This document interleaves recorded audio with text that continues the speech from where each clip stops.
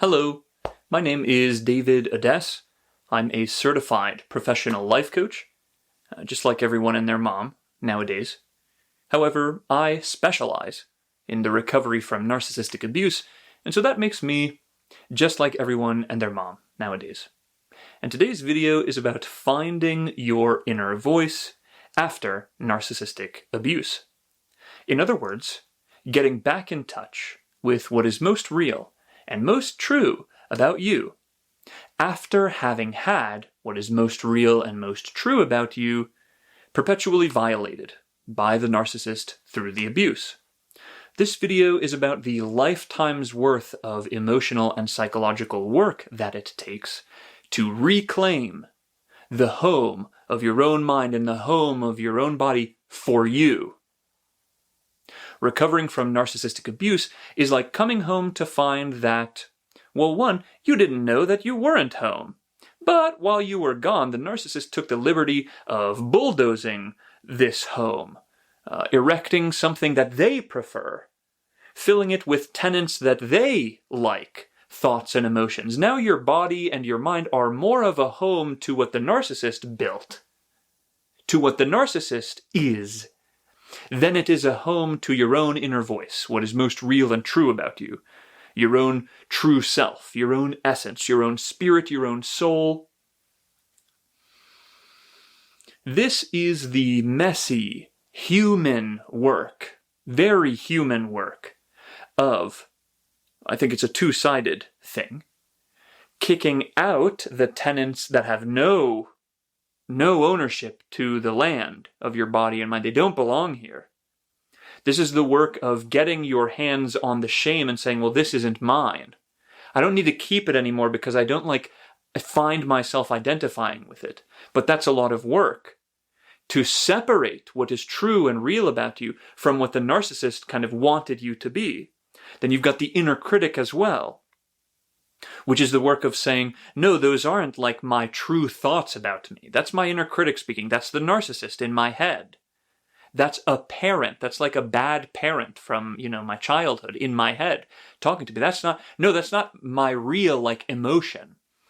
The inner critic speaks through your thoughts and your emotions. So this is inner critic work, which means discriminating or discerning between what thoughts and emotions are real and true to you and which are coming from somewhere else, because that's what the inner critic is.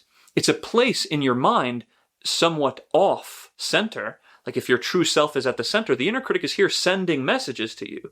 And you've got to get familiar with what it feels like when those messages are coming in, instead of thoughts and emotions kind of blossoming from the inner voice itself. The inner voice is a rather quiet phenomenon, unlike myself.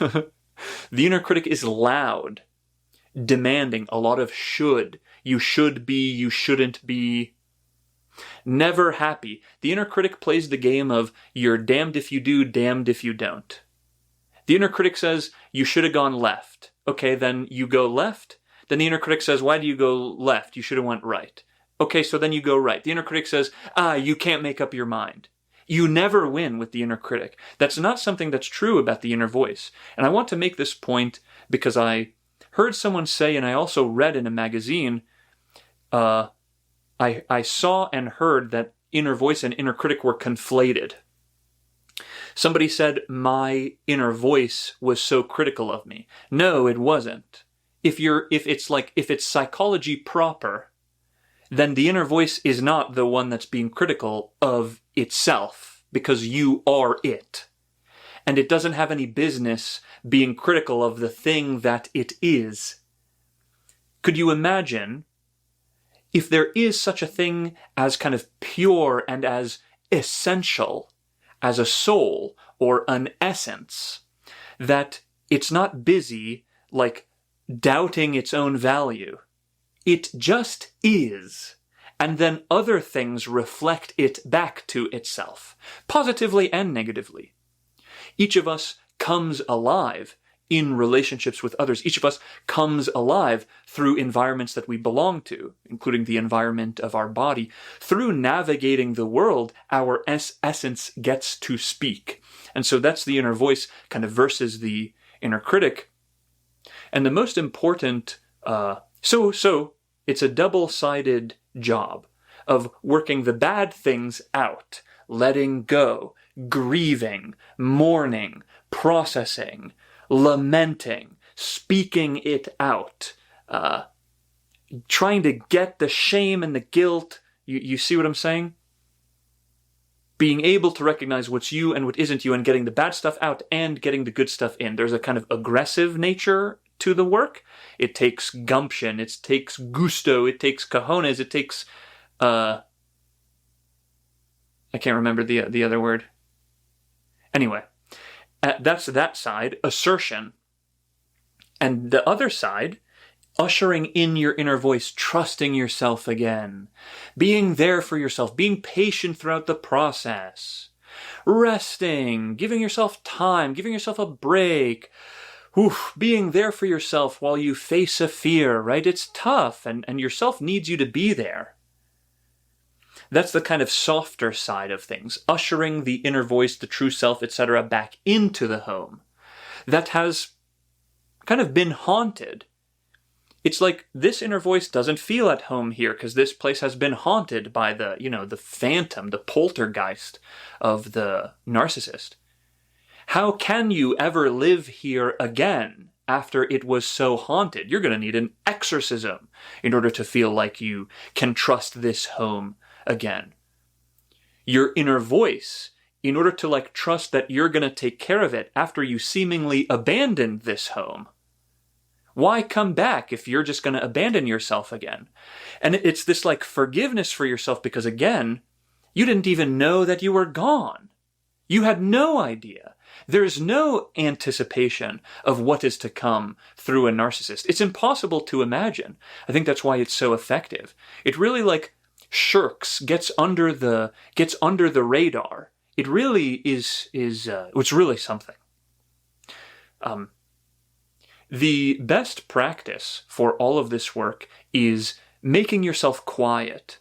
Your inner voice, your true self, your soul, etc., is a quiet phenomenon. This is why in holy texts, the kind of biblical prophets all go off to some very quiet place. Elijah is in a cave, and Jesus is in the wilderness, and Moses goes up to Mount Sinai. They are alone. The Greek philosopher Plotinus referred to the mystical experience as the flight of the alone to the alone. There is something alone in you. It's your inner voice. It's your true self. It is somehow ultimately incommunicable. You'll never be able to fully tell people about what you have in there. It's alone to you. And you've got to take ownership of that. And you communing with what is alone in you is the flight of the alone to the alone, meaning the mystical experience. You've got to quiet yourself, which is a double-sided practice, of course, of quieting yourself, like right now, quiet yourself, but also working stuff out so it can be quiet. Get these tenants the hell out of your house so you can have some peace and quiet. So there's an aggressive assertion aspect of it, talking it out, feeling it out, expressing it, daring to share it, daring to, you get what I'm saying? Daring to call it for what it is, daring to say, no, that's the inner critic. And there's also this I'm going to be quiet and kind of wait for my inner voice to make itself known, or sense if I'm there and see what, and so I did mention a lifetime's worth of emotional and psychological work, and kind of there you have it. So you might reflect on which side is lacking. In other words, are you lacking in your efforts or attempts to aggress against the bad stuff, assert yourself against the bad stuff? Or are you lacking in efforts or attempts to quiet down for the good stuff, to usher itself back in? It's waiting for you either to clear out the home in this, more strict, assertive way, or it's waiting for you to quiet down in the amount of home that you do have so it can make itself known, so it can move into that. Rather vague terminology for very personal, nuanced, and messy human work that can't be done through a YouTube video, unfortunately, although hopefully this sort of content ushers you in that direction more. Are you lacking in the efforts of self-assertion? Are you lacking in the efforts of self-love? And it all takes effort on you, from you, both sides. If you want my help personally, you can click the first link in the description to schedule a call with me. You can click the second link in the description to take a free narcissistic abuse recovery quiz. Like this video if you do like it. Comment your thoughts or any questions you might have in the comments below. Subscribe to this channel if you'd like to see more, and I will talk to you soon.